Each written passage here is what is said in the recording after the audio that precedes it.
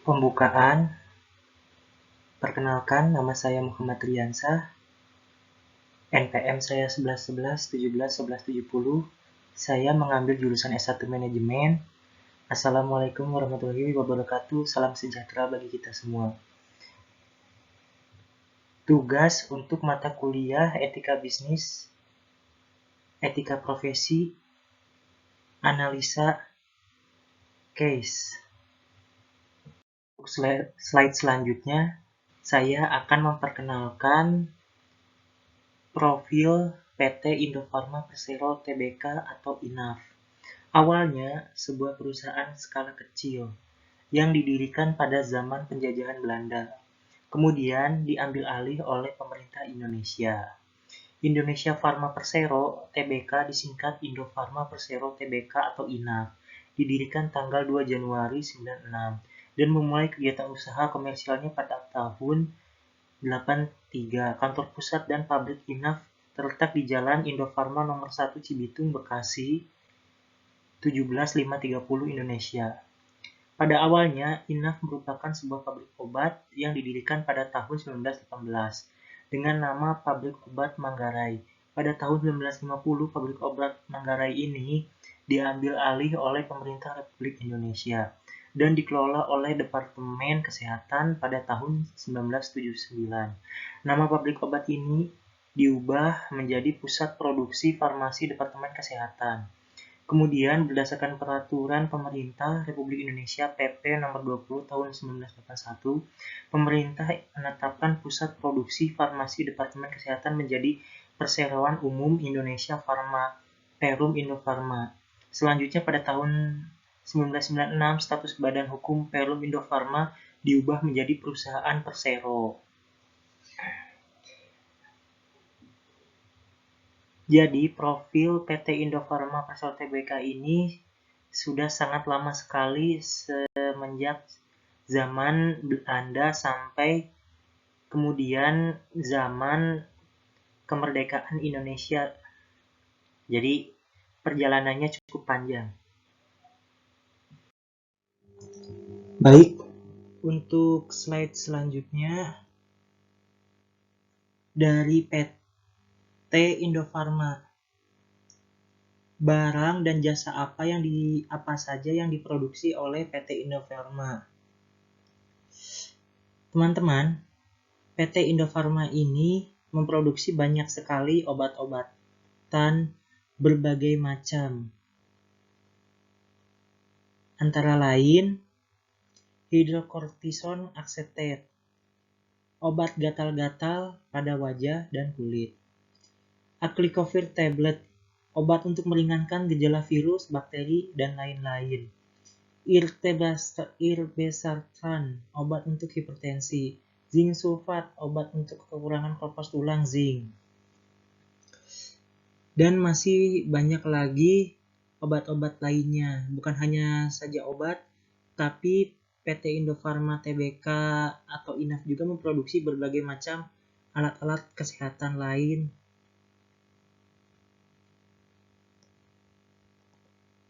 Untuk digunakan di berbagai hal-hal yang berhubungan dengan kesehatan dan untuk penyembuhan dan juga kesehatan.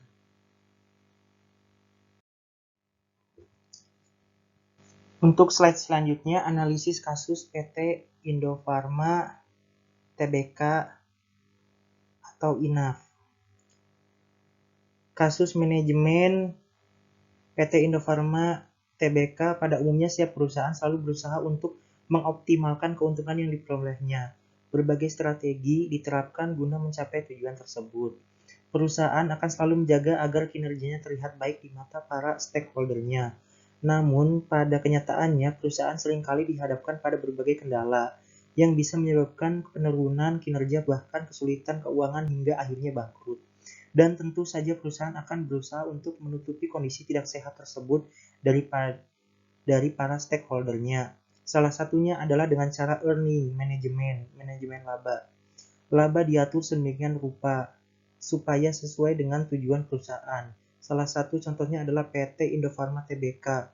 Cikal bakal PT Indofarma dimulai pada saat didirikannya, yaitu pada tahun 1918. Dimulai dari pabrik kecil dengan fasilitas terbatas yang hanya dapat memproduksi beberapa jenis salep dan kasa pembalut.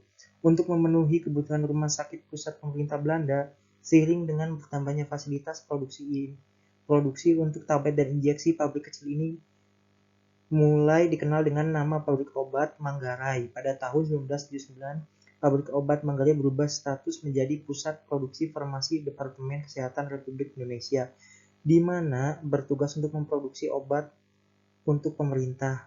Yang kemudian pada tahun 1981, pusat produksi farmasi Departemen Kesehatan Republik Indonesia berubah status menjadi perusahaan umum Indonesia Farma, disingkat Perum Indofarma.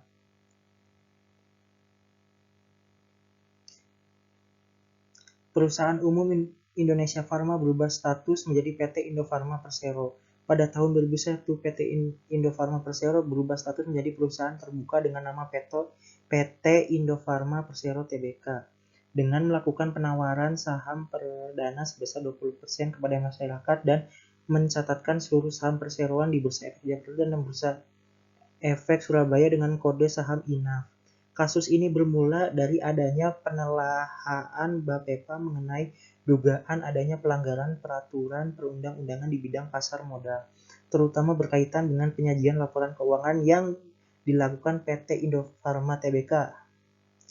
Dari hasil penelitian, Bapepam menemukan bukti-bukti diantaranya nilai barang dalam proses dinilai lebih tinggi dari nilai yang seharusnya atau overstated dalam penyajian nilai persediaan barang dalam proses pada tahun buku 2001 sebesar 28,87 miliar. Akibatnya, harga pokok penjualan mengalami understate dan laba bersih mengalami overstate dengan nilai yang sama. Bapepam menilai ada ketidaksesuaian penyampaian laporan keuangan dengan pasal 69 UU Pasar Modal angka 2 huruf A Peraturan Bapepam nomor 8G7 Pedoman Standar Akuntan Publik, dan selanjutnya sanksi administrasi diberikan berdasarkan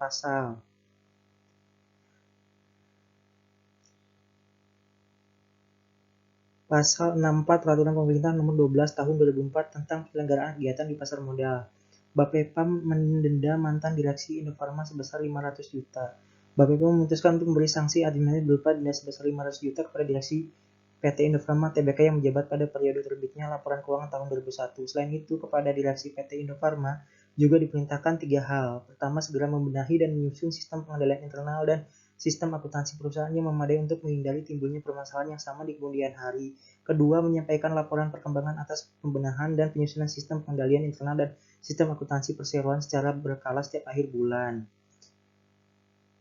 kepada Bapepam. Dan ketiga, menunjukkan akuntan publik yang terdaftar di Bapepam untuk melakukan audit khusus untuk melakukan penilaian atau sistem pengendalian internal dan sistem akuntansi bola perseroan telah selesai melakukan pembenahan dan penyusunan sistem pengendalian internal dan sistem akuntansi perusahaan.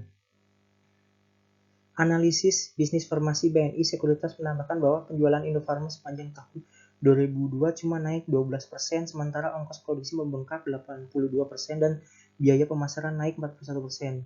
Setelah menelusuri lebih mendalam, terlihat bahwa pembengkakan biaya terjadi pada Indofarma Global Medica, anak perusahaan Indofarma yang mendistribusikan produk perusahaan induknya, bahwa selama 9 bulan pertama 2002 beban usaha di anak perusahaan mencapai 39 miliar. Tapi dalam 3 bulan terakhir beban usahanya mencapai 31 miliar. Data perusahaan belum diaudit menunjukkan bahwa selama bulan pertama 2002 beban usaha di anak perusahaan mencapai 39 miliar, tapi dalam 3 bulan terakhir beban usahanya mencapai 31 miliar. Serta terdapat kesalahan pencatatan stok di Indofarma Global.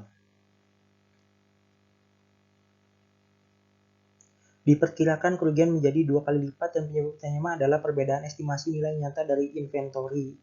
Manajemen baru berpendapat bahwa inventory yang ada merupakan slow moving inventory dan nilainya sudah jauh lebih kecil dari yang dibukukan, sehingga diperlukan penghapusan nilai buku agar mencerminkan keadaannya sebenarnya. Manajemen lama Indofarma menganggap slow moving inventory tetap bernilai sama dengan nilai bukunya. Estimasi dan kebijakan manajemen tentang besarnya biaya atau pendapatan pada hal-hal tertentu memang diizinkan oleh prinsip akuntansi, meskipun efeknya jelas, yaitu berbedanya biaya atau pendapatan yang dilaporkan. Manajemen yang konservatif akan berusaha mengantisipasi biaya yang akan terjadi dengan melakukan pencadangan yang cukup.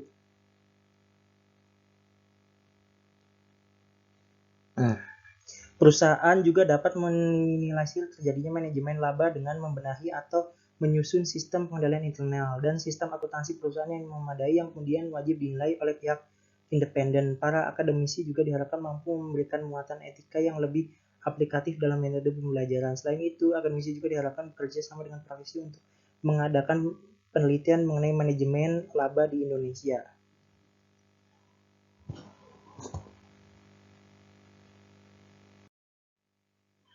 Untuk slide selanjutnya, analisa kasus dari slide sebelumnya sudah saya rangkum.